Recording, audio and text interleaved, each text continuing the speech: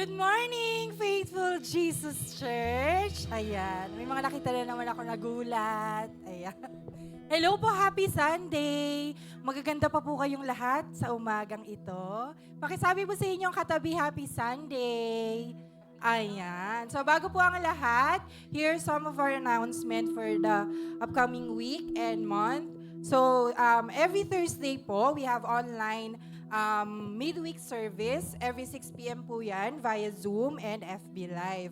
Also, we have our monthly prayer and fasting on July 30, Thursday. On-site po yan sa ating Faith Pavilion Church.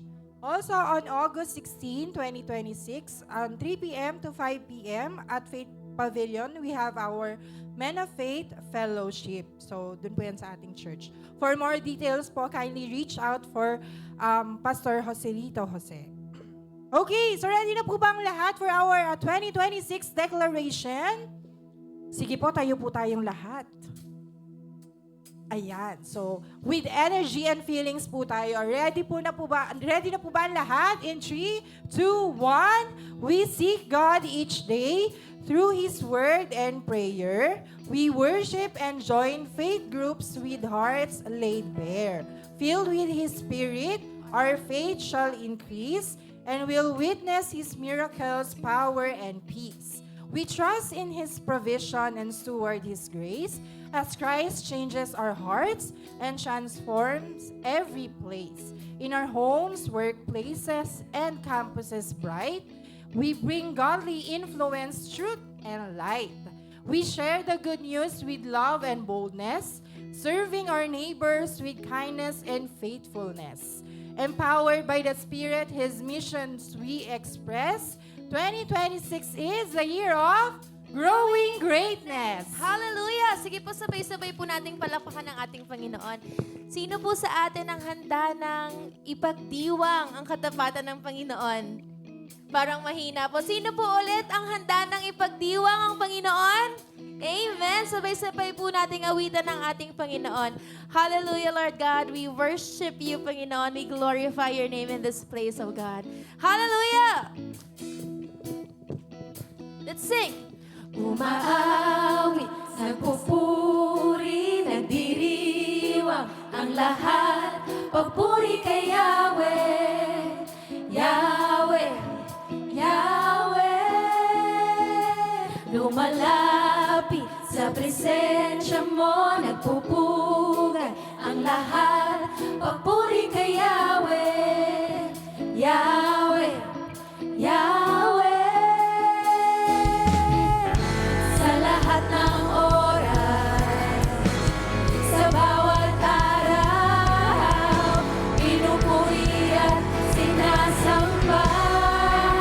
Ikaw ang tunay na Diyos! Ikaw ang tunay na Diyos, hari ng mga hari, kapag kailanman.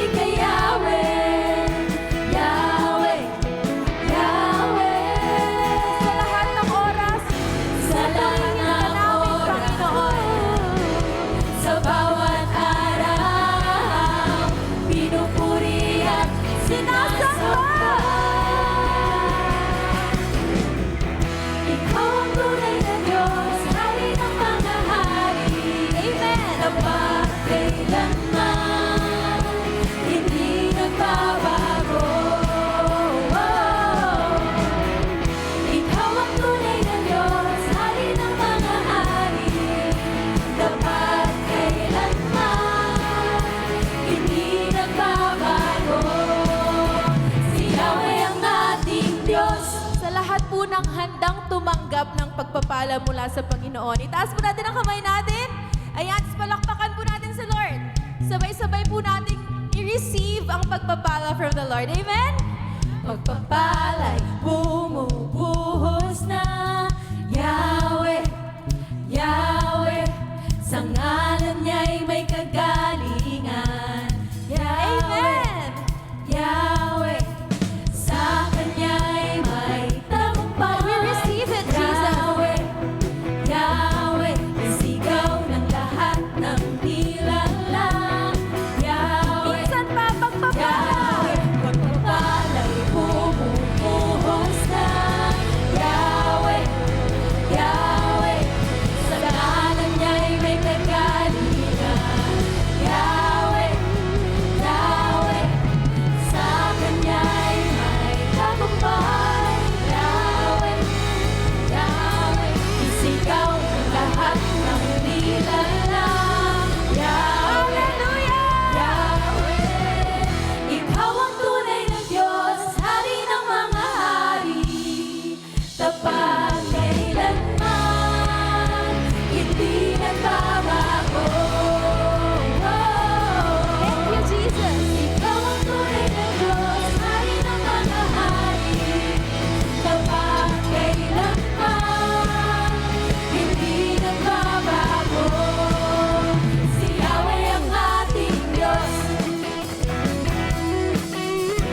Declare it with conviction. Si Yahweh ang ating Diyos. For the last time. Si Yahweh ang ating Hallelujah! Let's continue singing praise to our Lord. Maraming salamat, Panginoon, dahil kami nagkatipon sa ngalan mo.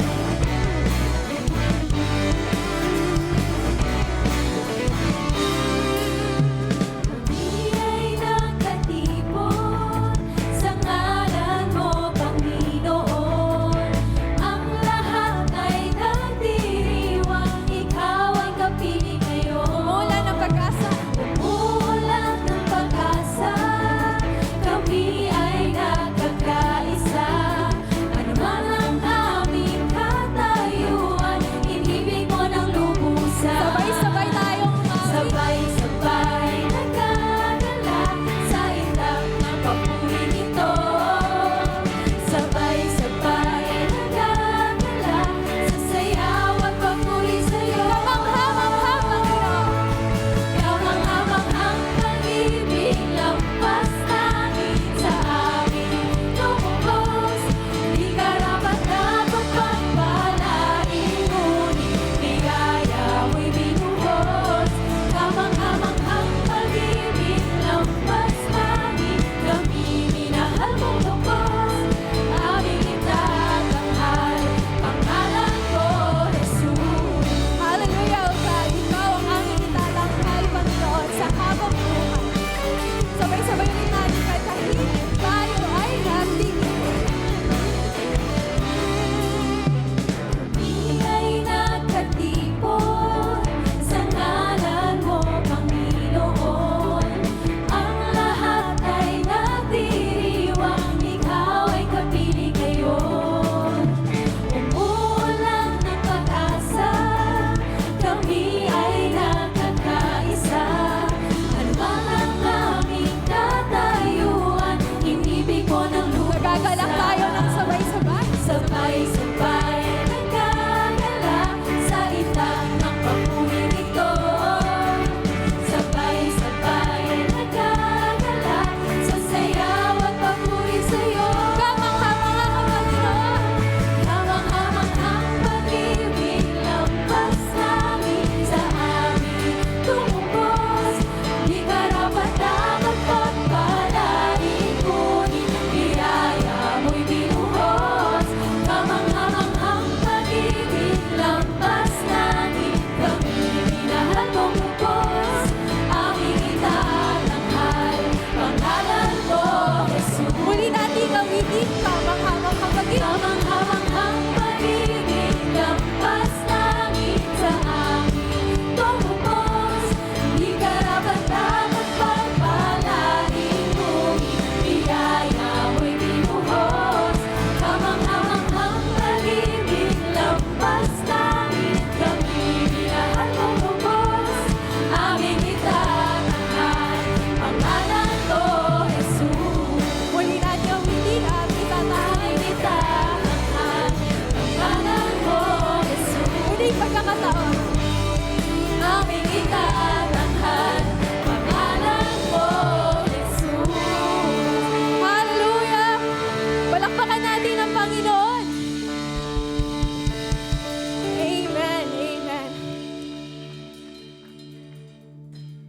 Sabay-sabay po nating basahin ang mga awit 57, 7-11.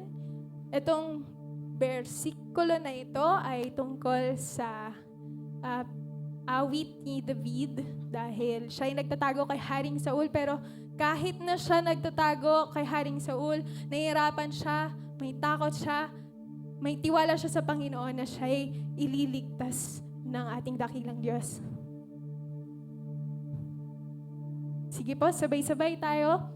Panatag na ako, O Diyos, ako ngayoy matatag. Purihin ka at awitan ng awiting masisigla. Gumising ka, kaluluwa, gumising ka't purihin siya. Gumising ka't tugtugin mo yaong lumang lira't alpa. Tumugtog ka at ang liwayway ng umaga. Sa gitna ng mga bansa, kita'y pasasalamatan. Yahweh, ika'y pupurihin sa gitna ng iyong bayan. Pag-ibig mo ay abot sa kalangitan, nadarama sa itaas ang lubos mong.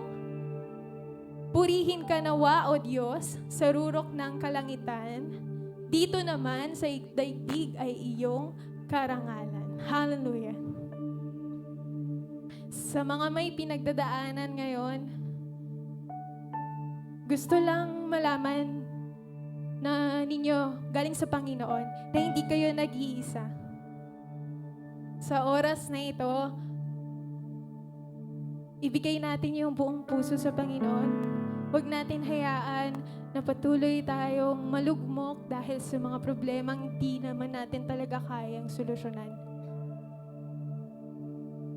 Kahit na nahihirapan tayo, piliin nating magpuri sa Panginoon. Let's offer this time of worship to the Lord our God. Hallelujah, O God.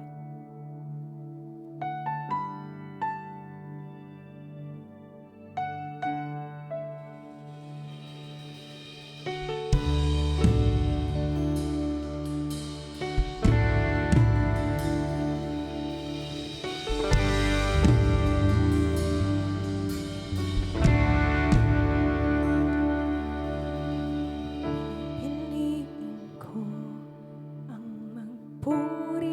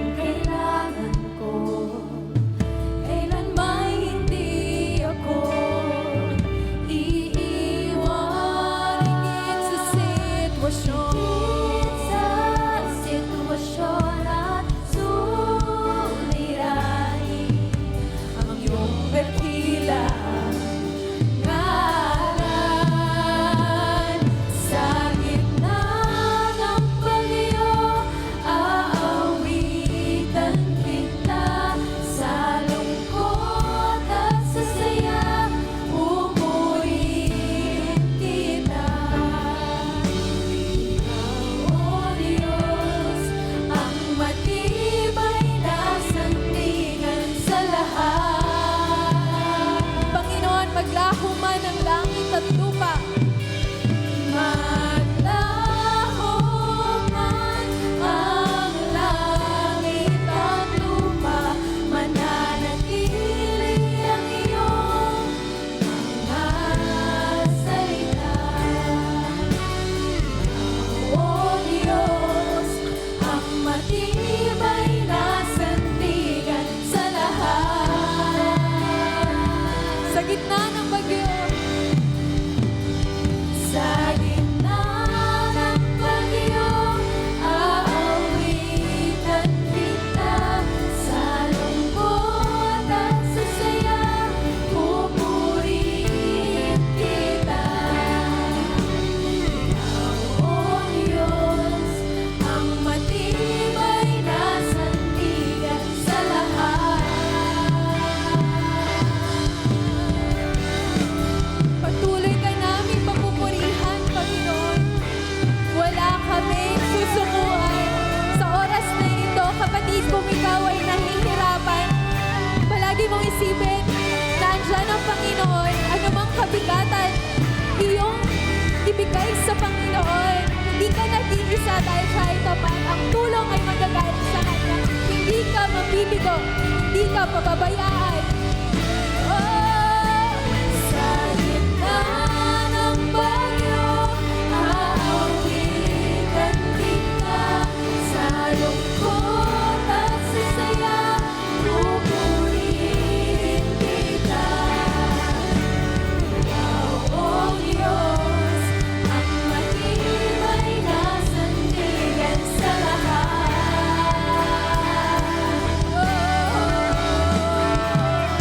Maglaho man ang langit at lupa, mananatili ang iyong mga salita. O Diyos, ang matibay na sandigan sa lahat. Sa gitna ng bagyo, Sa gitna ng bagyo, aawitan kita. Sa lungkot at sa saya, pupurihin kita. O Diyos, ang matibay na sandigan sa lahat. sa huling pagkakataon, awitin natin sa gitna ng bagyo.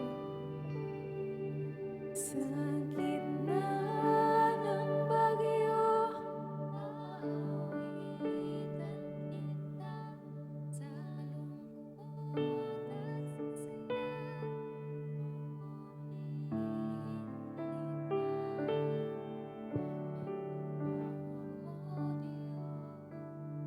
ang matibay na sandigan sa lahat.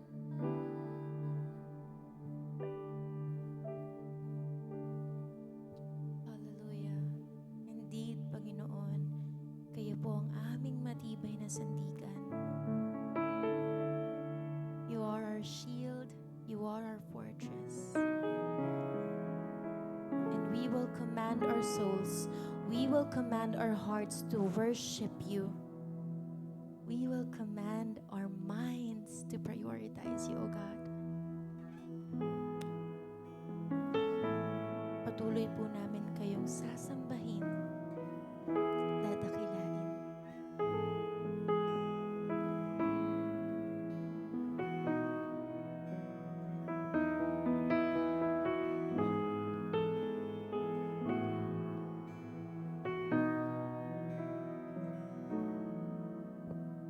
Panginoon,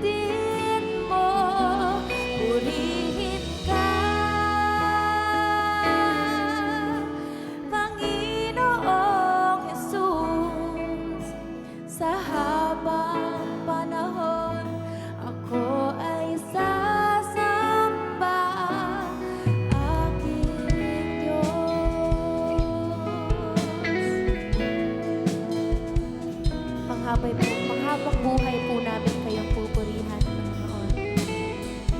Hallelujah. We sing to our God.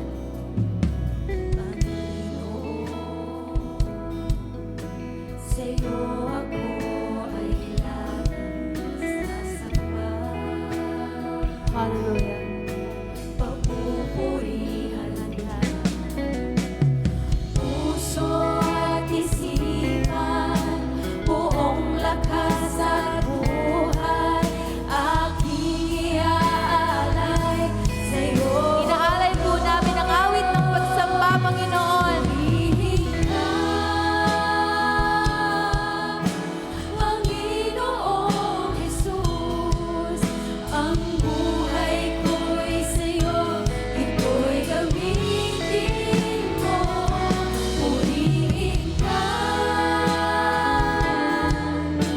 Panginoong Jesus. Sa habang panahon, ako ay Purihin ka, Panginoong Jesus. Purihin ka, Panginoong Jesus. Ang buhay ko'y We offer our lives to you, Jesus. Use us as your instrument, God. Purihin ka, Panginoong Jesus. Sa habang panahon, ako Dadakilain namin ang pangalan ninyo, Jesus. Dakila kang tunay, Jesus ng aking buhay. Kaya't aawit lamang sa iyong pangalan, Panginoon, magpakailanman. Dakila ka, Jesus. Dakila ka. Dakila kang tunay, Jesus ng aking buhay. Kaya't aawit lamang sa iyong pangalan, Panginoon, Sa huling pagkakataon, awitan natin ang pangalan ni Jesus. Hallelujah! Dakila kang tunay, Jesus ng aking buhay. Kaya't aawit lamang sa iyong pangalan. Kaya't aawit lamang sa Awitin natin iyong sa Panginoon. Kaya't aawit lamang sa iyong pangalan, Panginoon, magpakailanman. Aawitan po namin kayo magpakailanman, Panginoong Jesus. Hallelujah! Kung para po sa Panginoon yan, mas malakas na palakpak. Hallelujah! Hallelujah, Lord God. We worship you, Panginoon. As Hagar called you, Panginoon, you are a God of seeing. You see our afflictions, Panginoon. You see what we're going through. And you are a God of hearing. You hear our cries, Panginoon. You are our fortress, our avenger, Jesus. You are in charge of our lives, and you will use us as your instruments to share the good news, to share your grace and your love, Panginoon. Panghabang buhay po namin kayong sasambahin. Panghabang buhay po namin kayong pupurihin at pasasalamatan. Hallelujah, Panginoon. Maraming salamat, Jesus. Ito po ang aming dalangin sa pangalan ni Jesus. Amen and amen. We can now all be seated in God's presence.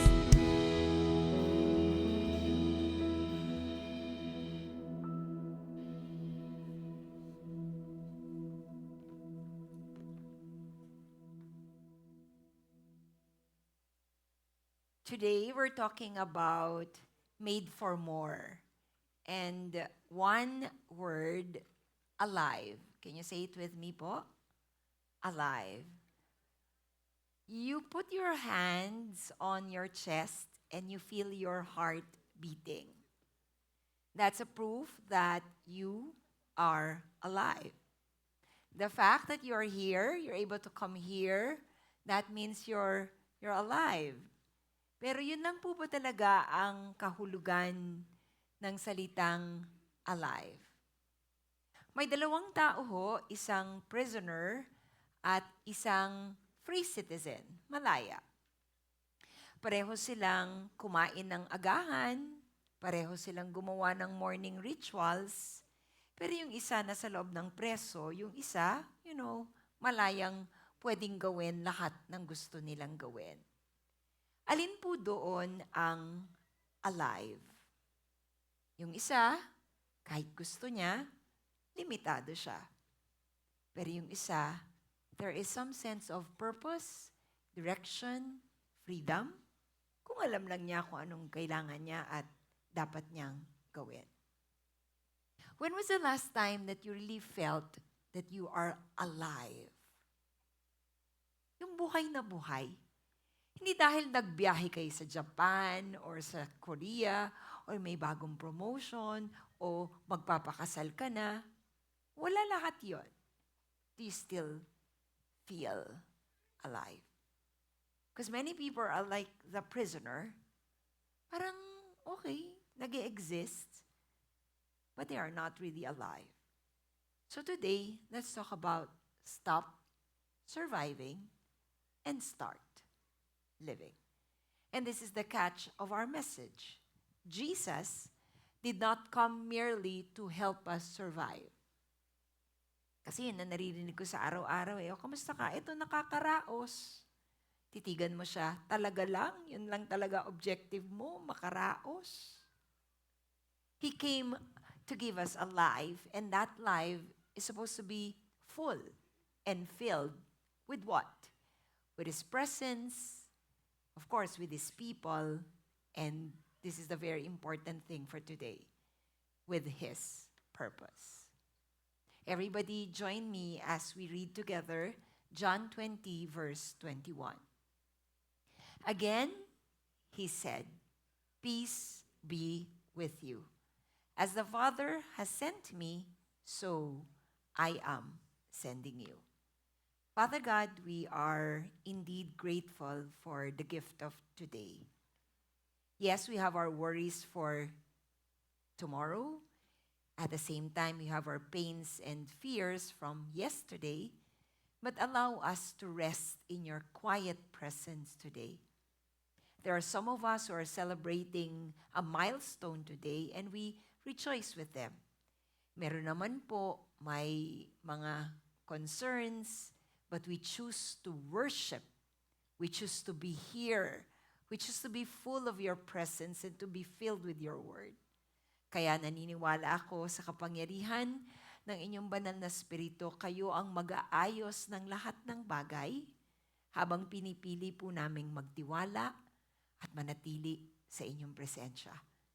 Lord, we pray for your thousands of angels to be around us, worshiping the Lord with us, and giving us that sense of purpose, that sense of direction, and that full dose of hope para gawin ang inyong kalooban.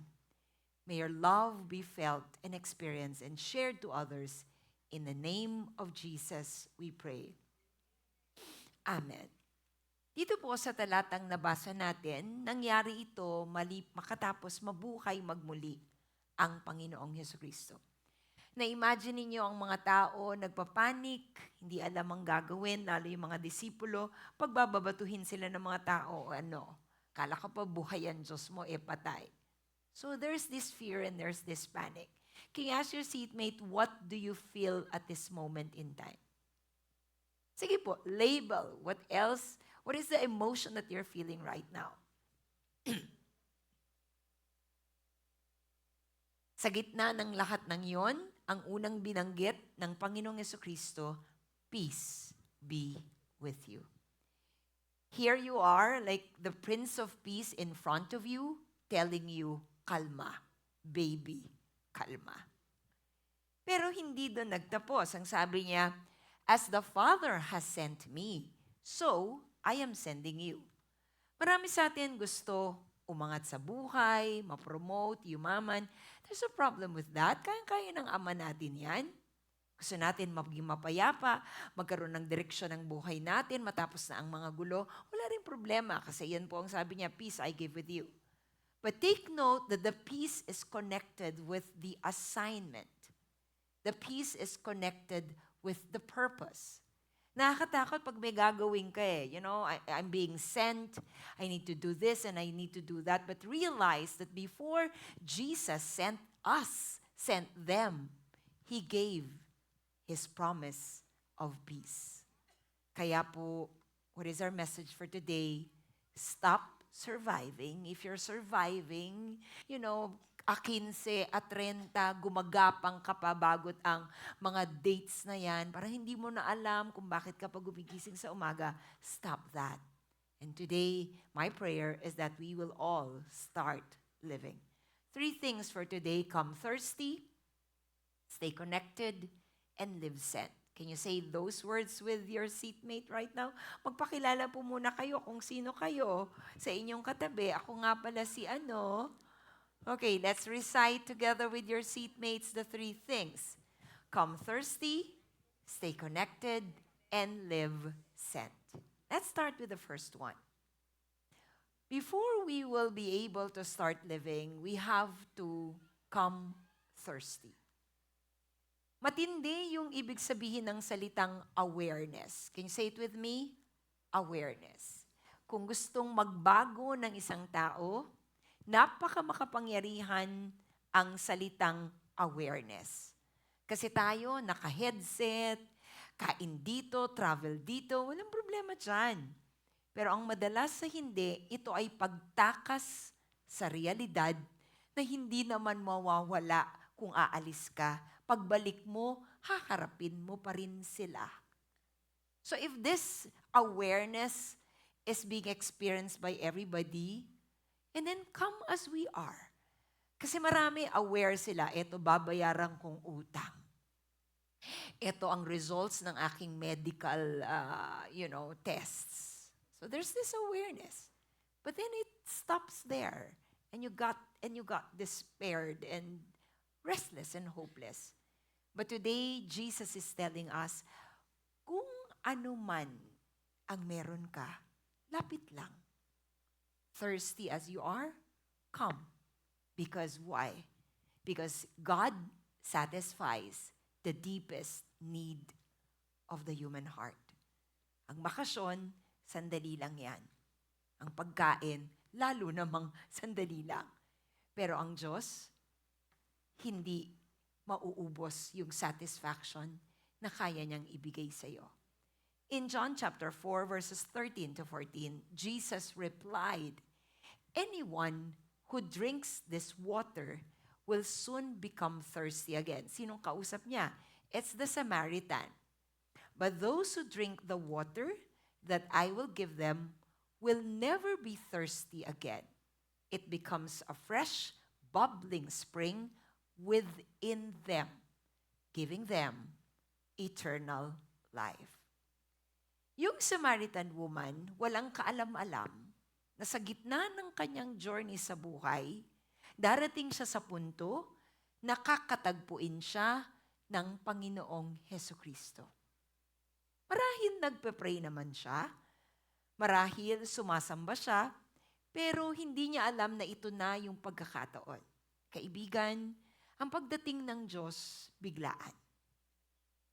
Pero darating siya.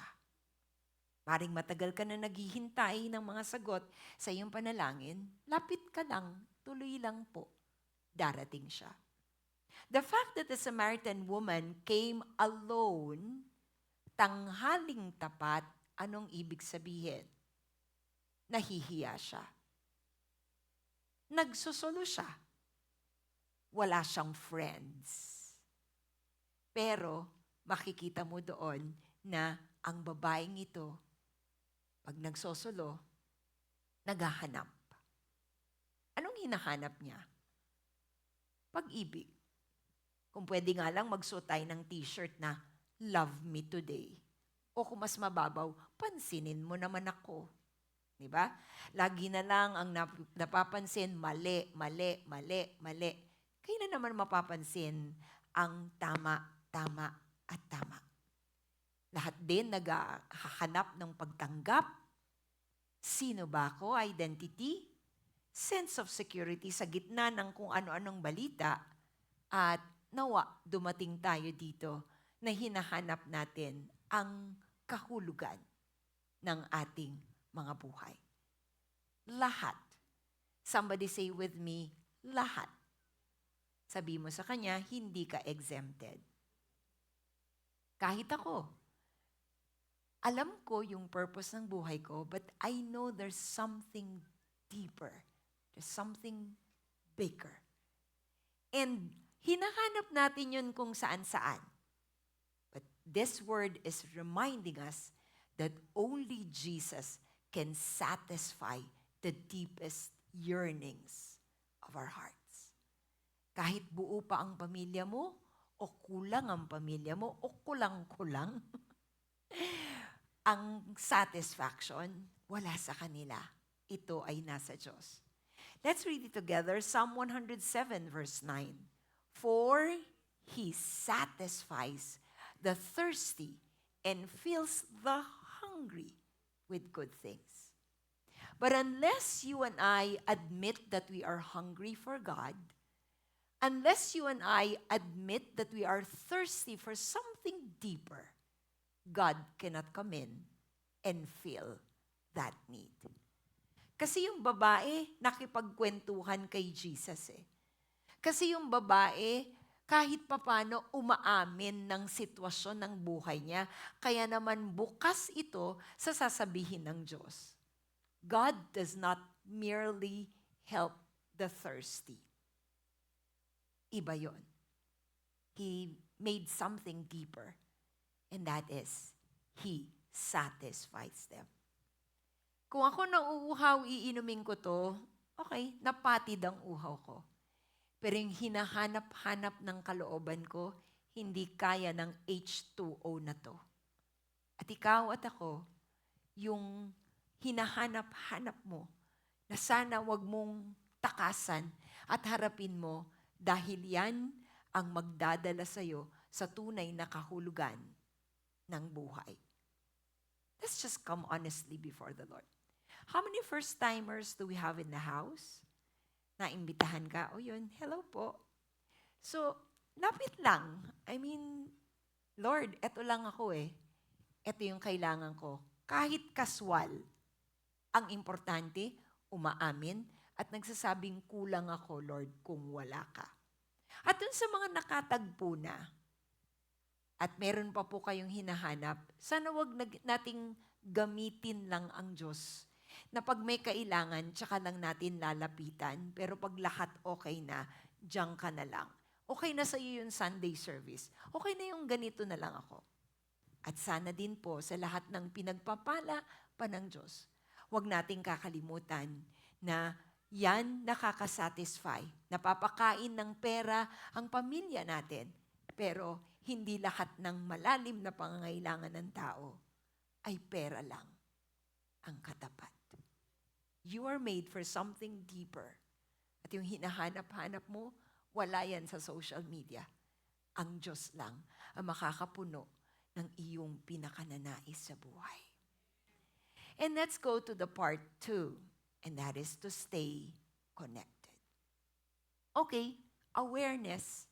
Okay, alam ko na, Ate Mitch, kailangan ko si Jesus. Luma na yan, alam ko naman yan. Pero ang tanong, anong ginawa mo? Kasi nakarinig tayo ng mensahe ngayon, okay, nabagbag ang kalooban natin, so anong susunod?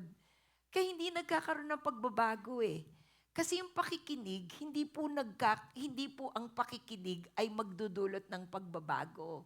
Yung pakikinig na inintindi, na inapply, na nire-apply at nire-apply ulit, yun ang magdudulot ng pagbabago. Kaya ang tunay na nagbabago, matalinong mga tao. Hindi dahil gagraduate yung mga Sims natin na estudyante, matalino sila. Ang tunay na matalino, alam niyang hindi niya pa alam lahat. Alam niyang kulang pa siya, mag-aaral pa siya, at lahat ng inaaral niya ay hindi hanggang dito kung hindi ito ay ia-apply ko. So ang babaeng ito po ang nangyari. Okay, come thirsty, sinatisfy ng Diyos yun, but she stay connected. God grows us through spiritual family. This is what I like about Faithful. I do not consider you as members.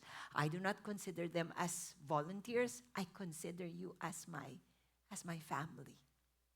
And that is what the church is supposed to be. Hindi ka umaalis ng church. Umaalis ka ng pamilya. Hindi ka nagsisilbi sa church. Pinagsisilbihan mo ang iyong pamilya. In John chapter 4, verses 39 to 42, many, hindi lang isa, Samaritans from the village believed in Jesus. Bakit? Because the woman had said, "He told me everything I did."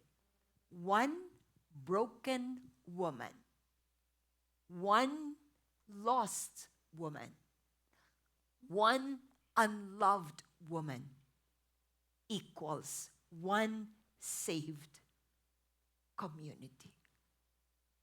When they came out to see him, they begged him to stay in their village.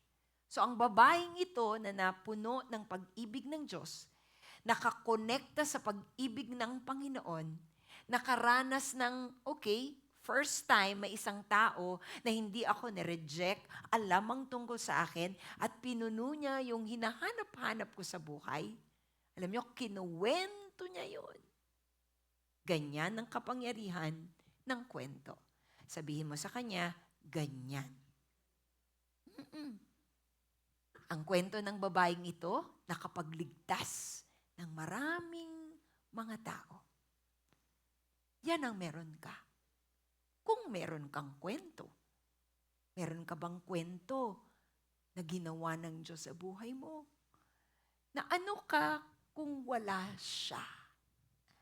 At nang dahil sa Kanya, eto ka na. Ganyan kakapangyarihan ang kwento mo. And on the other side, ganyan din kakapangyarihan ang chismis mo. Ang kwento mong, ewan ko kung bakit mo pa kinuwento.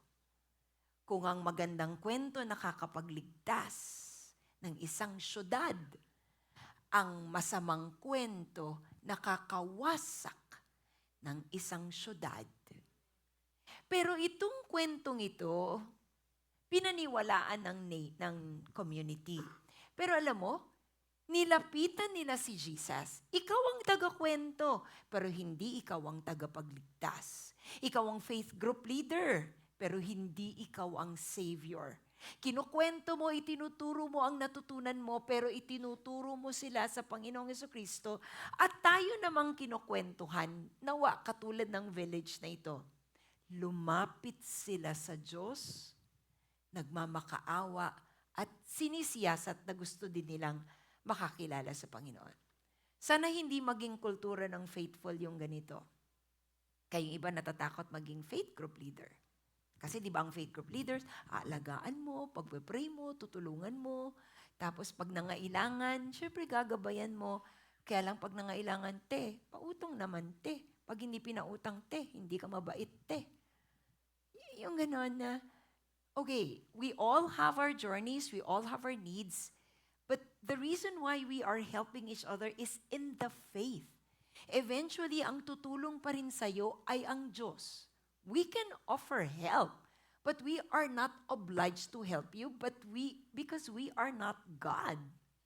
So, yan, nakakilala na rin sila sa Panginoon, and he stayed long enough with them for many to hear His message and believe. Now we believe, not just because you told us, but because we heard Him ourselves. Now we know that indeed, the Savior, He is the Savior of the world. One broken woman equals one saved village. This is how the kingdom works. Alam niyo po, we want to stay here in Robgal. We want to really minister to a lot of people. Different ages, different age brackets. But we cannot do it alone. We need you. Can you tell your seatmate, kailangan ka daw ni Ate Mitch? I need you. Because I can only reach to what I can reach. But you have a lot of contacts, and please do tell them. Not about faithful. You tell them your story. Because if I tell you about the verses, at merong mga gusto lang makapagdebate, makikipagdebate. Pero yung kwento mo, yung paano ka binuhay ng Diyos, kung papaanong nakalimutan ko na 2 bakal ang nasa loob ng dibdib ko, kung papaanong 6 na stroke ang nalampasan ko this far, and yet God made me still alive and do things because He has a purpose for my life. You cannot contest that because this is my story. This is God's story in my life. And if I am able to inspire one person and another person, that person can also inspire another and another and another one. Kaya we have a responsibility to each other, and that is to encourage each other. Somebody say together with me, encourage. Isang kwento. Pero yung kwento na yon, nakapagpalakas ng buhay ng ibang tao. Isang babae, later on, isang community, isang ministry, isang movement. Kaya alam mo, mag-pray ka pa more. Mag-pray ka ng lahat ng breakthrough na kailangan mo. But if you are not connected to God, the power will not flow.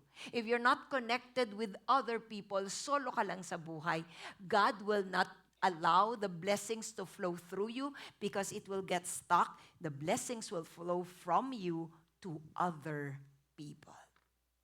Paano po namumunga ang isang puno? Pag itinanim mo ba, may bunga na agad? Wala. Paano siya namumunga? Alagaan, nandun lang siya. Umaga, tanghali, gabi, uminit, umaraw, nandun lang siya. Ano? Nakatanim. Nakadikit ang mga branches. At yun ang sabi ni Jesus, apart from me, you cannot do anything. You've been trying so hard to do everything, to get everything on your own. Bad news. Unless you stay connected, nothing will happen. But good news, as long as you're connected in the vine, you will naturally bear much fruit. Hebrews 10:24-25, let us think of ways to motivate one another to acts of love and good works. Pakitagalog. Mag-isip daw tayo ng paraan na na mag-motivate, na mag-encourage. Sino? Sino po? Sabi po dyan, one another. Ang marami po sa atin, pasensya na, consumer mindset. Anong mapapala ko? Nanay ko, di naman ako ini-encourage eh. Yung faith group leader ko, di naman ako kinakamusta eh. Yung pastor ko, di naman ako inaabot. Palaging ako. Sila, kailan ba nila gagawin yung gagawin nila? Eh, ang linaw po dito eh. Sila, i-encourage ka. Tama naman po yun. Pero ikaw, merong ka ring responsibilidad na mag-encourage sa iba.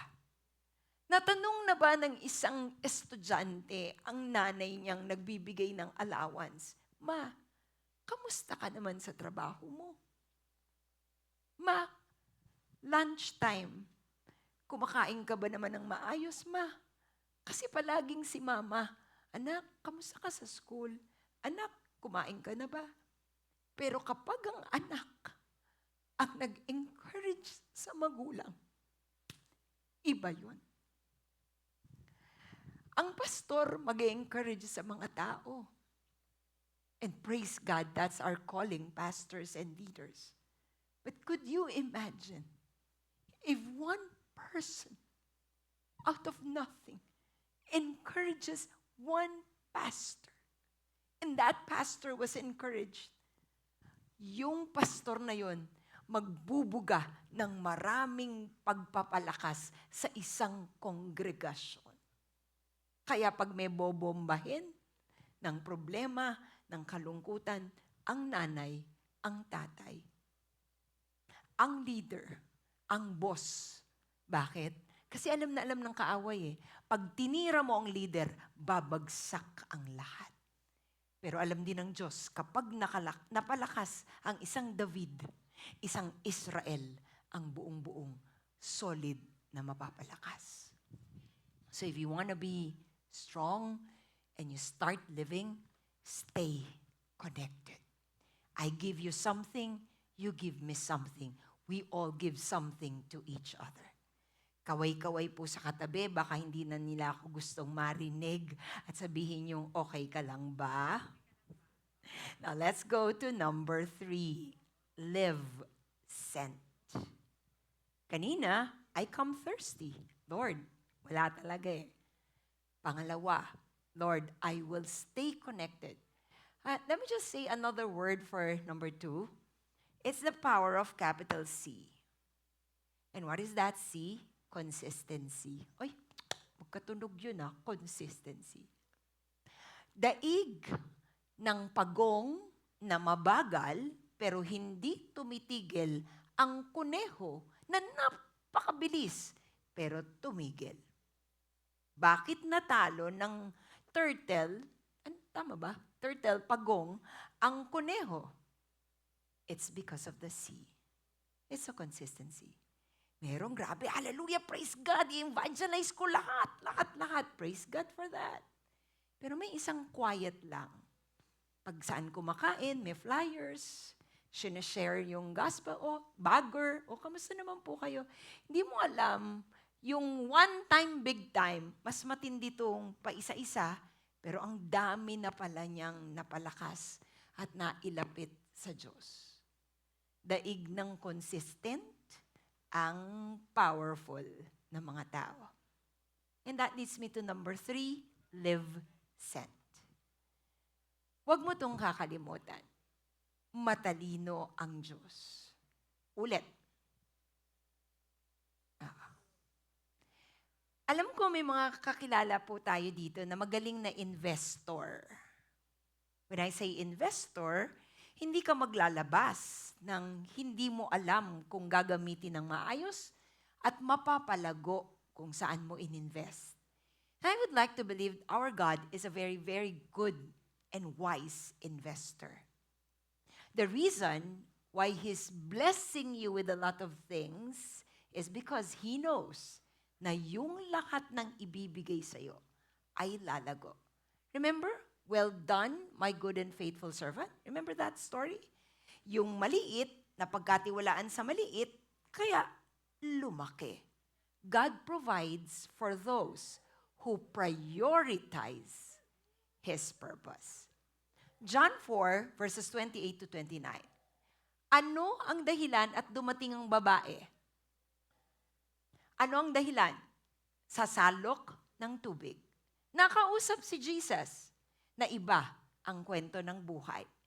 The woman left the water jar beside the well and ran back to the village, telling everyone, "Come and see a man who told me everything I ever did. Could he possibly be the Messiah?" Oh my goodness. Dumating ka doon para sa tubig. Tapos talaga lang, dahil na-meet mo ang Panginoong Jesucristo, na ministeryo niya ang pangangailangan mong malalim, iniwan mo yung tubig na kailangan mo? True. Pag talagang nasa presensya ka ng Diyos at punong-puno ang puso mo ng pag-ibig at kahulugan ng buhay, everything seems small. lahat ng malaki lumiliit. And what does that jar symbolize? Araw-araw na kailangan mo. Lahat yan, makakalimutan mo. Yet after encountering Jesus, she forgot the very thing that she came for because she found something greater than provision. She found purpose. Kaya ka pino-provide ng buong kalangitan is because you are made for a big purpose. At hindi titigil ang provision as long as you keep focused on the purpose. Hindi siya graduate katulad ng mga gagraduate mamaya. Invited po kayong magstay for a while. Until 1:15 po naman yon. Hindi siya ganon. Wala siyang training. Wala siyang faith group. Una pa lang nga eh. Pero alam mo, ang ginawa niya lang, ikinuwento niya lang kung paano siya minahal ng Diyos. Wala pang milagro doon Hindi pa siya may cancer pinagaling, na ospital binayaran, wala pa siyang, lahat ng mga mag-asawang nag-aaway-away, tas pinagbate. Wala pang ganon. Pinaramdam lang sa kanya ng Diyos yung pag-ibig niya. Powerful kwento. Pero nakakonect sa mga tao. Kaibigan, hindi ka nabubuhay para mabuhay, kumayod, mag-aral, magtrabaho. Nabubuhay ka kasi sinugo ka ng Diyos para ipamahagi sa ibang tao ang pag-ibig niya. Ilan po bang gospels meron? Parang 5 eh. Parang 5. Matthew, Mark, Luke, John, and your name. Your name. Your story. A lot of people, sana hindi kasama kayo, hindi nagbabasa ng Bible. Pero ikaw at ako, basang-basa nila. At kung anong nababasa sa'yo, yun ang paniniwalaan nila. Now, when they look at you at mabasa nilang, eto, solo parent, pero grabe, hindi pinababayaan ng Diyos. Gusto ko ring maging ganun. Anong sikreto mo? Si Jesus lang. I hope that when people read us, the gospel according to Ate Zaira, the gospel according to Kuya Lance, they will witness the different stories of how God is so faithful and you are blessed to be a blessing to other people. Mayroon pong 4 na naiwan sa eroplano na babagbagsak. 3 lang po ang natitirang parachute. Isa pong doktor, isa pong lawyer, isa pong Boy Scout, at isang pastor. So nag-usap-usap sila. Sinong kukuha ng 3? Guess kung sino. Sabi ng doktor, ay akin yung isa. Dami pa akong gagamutin. Sabi ng lawyer, may impeachment trial pa. Kailangan ako doon. So, naiwan sa 2.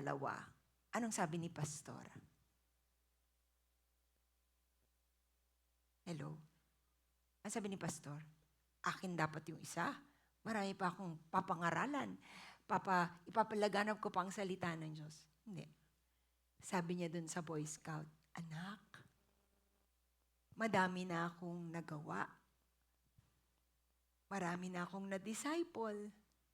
Marami na akong na-share ng kwento ko.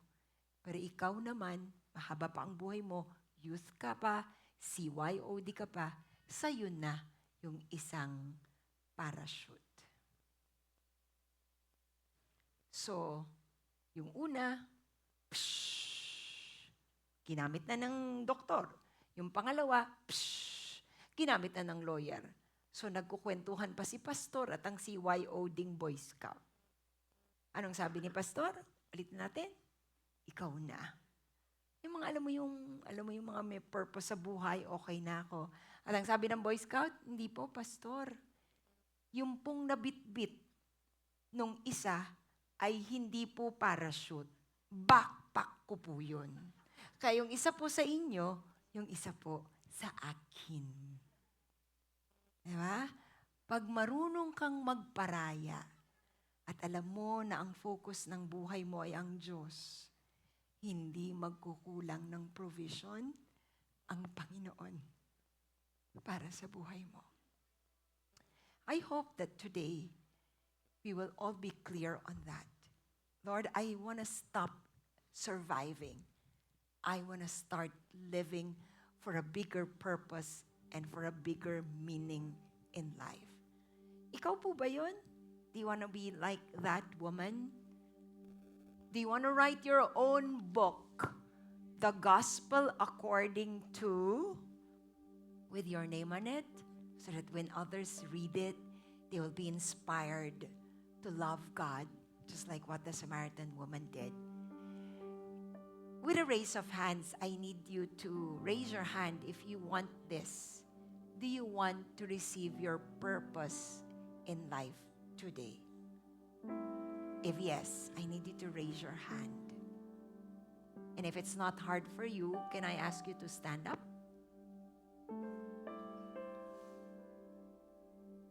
And can I ask you to bow down your heads? And imagine the Lord Jesus in front of you.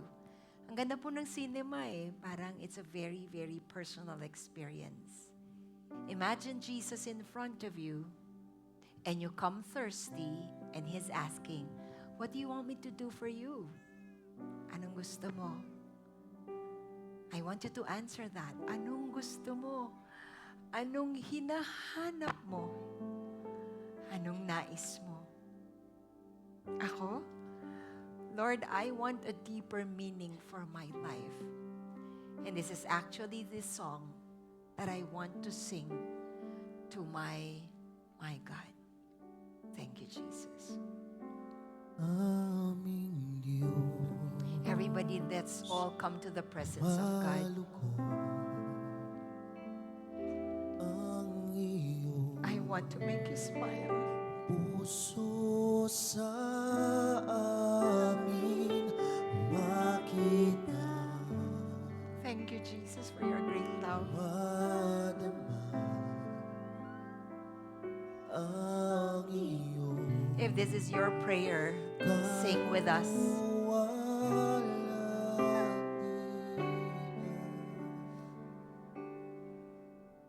Ang aming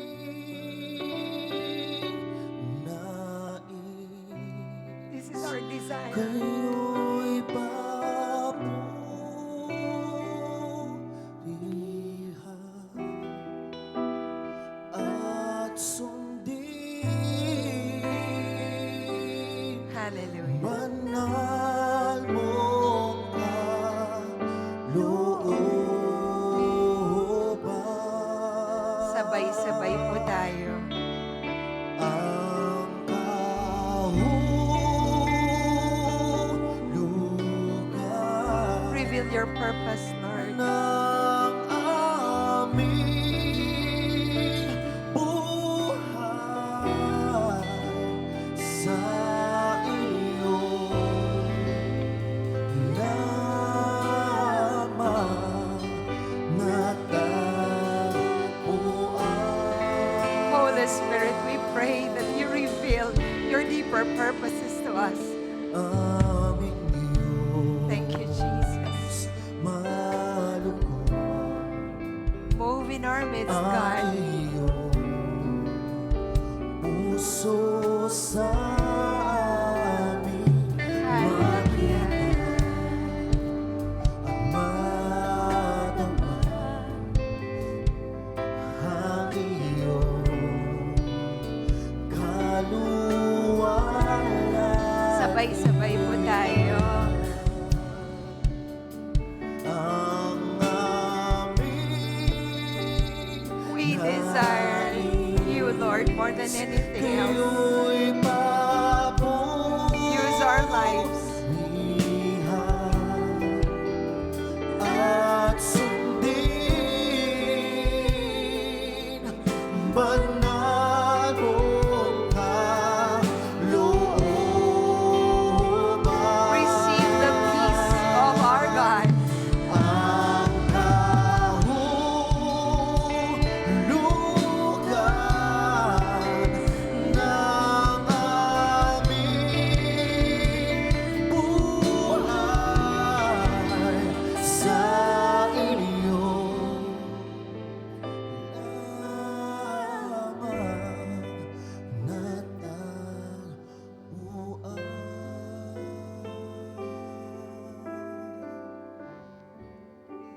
let there be an abundance of peace, oh Lord, that is overflowing in the hearts of everyone here.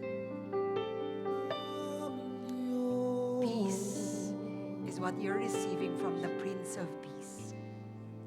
And the Lord is sending you out not to stop, not to get tired, not to get discouraged nor disappointed, but is infusing His power on you, His great love and blessings, because He's sending you to other people that through your story, through your testimony, they will know that indeed Jesus is alive. I need you to hug the person beside you at sabihin mo sa kanyang, isulat mo na ang gospel according to.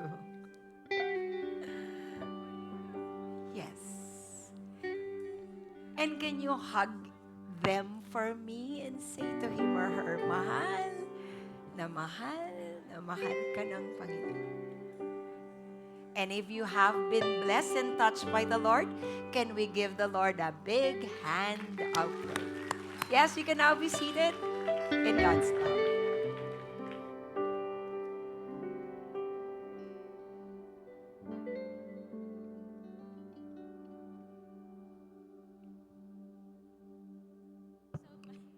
Pang 100 na. Thank you so much, Pastor Mitch, and thank you so much, everybody, for listening this morning. Ngayon po, we are going to give to the Lord what is due Him, and let us read together Malakay chapter 3, verse 10. Let's read together po. Sabi po dito, bring all the tithes into the storehouse, so there will be enough food in my temple.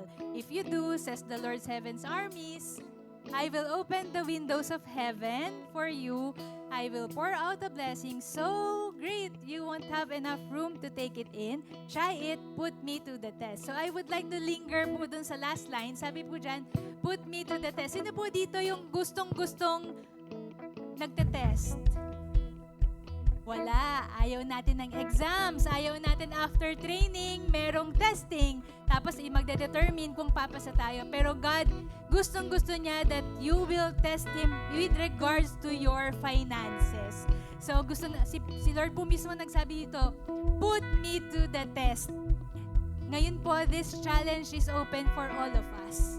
It is as if God is speaking in front of you and in front of me, telling all of us, sabi nga ng gospel of your name. Sabi natin, Zaira, put me to a test. I cannot see everybody, so I will just call out names. Vert, put me into the test. Diba? Rose, put me into test. Malu, put me into test. Tony Ann, put me into test. Diba? The Lord will always remind us na kaya niyang mag-provide sa lahat ng ating mga pangangailangan. All we have to do is to trust Him. So meron pong isang pamilya, nag-meeting sila, they have this financial struggle, and the Lord, they have read this verse. Sabi, ibibigay ba natin yung para sa Panginoon o hindi? Then they agreed, ibibigay nila para sa Panginoon what is due Him. And then, the next month, it was not a multiplication. Pero it was so amazing that the 90% was enough for the entire family. May sobra pa para sa ibang tao. Sige po, I think everybody is ready na po magkaloob. Tayo pong lahat ay tumayo. Tayo po tayo. And let us pray for our offerings right now. Taas po natin ang ating mga envelopes. Yan. So mga hindi po makakapagbigay physically, we also have online giving. Pwede po kayo magbigay through GCash, BPI, bank deposit po. Pwede po yan. So let us pray for our offerings. Father God, this offering is for you, para po sa inyo to. Buong-buo, Panginoon, we are trusting you with our finances. Whatever is left, alam po namin that you will expand it, you will multiply it in our lives. Kaya pa po namin mag-bless ng ibang tao. But this offering is for you alone, O Lord. Nawa mapangiti po namin kayo sa gagawin po naming act of worship na ito. In the mighty name of Jesus, we pray. Amen and amen. Sige po, tayo pong lahat ay magbigay. Pagpapala'y bumubuhos na Yahweh, Yahweh, sa ngalan niya'y may kagalingan. Yahweh, Yahweh, sa Kanya'y Ipo, tayo lang po tayong lahat. Let us worship, continue praising God. Let us Yahweh, isigaw ng lahat ng nilalang.